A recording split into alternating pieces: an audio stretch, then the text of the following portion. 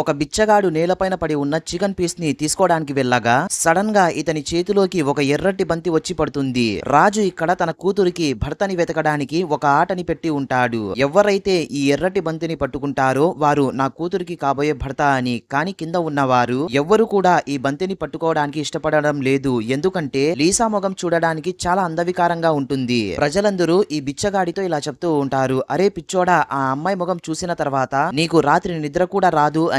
Lisa ఇలా ఆలోచిస్తూ ఉంటుంది, ఈ బిచ్చగాడు కూడా నన్ను పెళ్లి చేసుకోవడానికి ఒప్పుకోడేమో అని. బిచ్చగాడు అక్కడున్న వారందరిపైన చాలా గట్టిగా అరుస్తాడు. ఇంకా నేను ఈ అమ్మాయిని పెళ్లి చేసుకోవడానికి ఒప్పుకుంటున్నాను అని చెప్తాడు.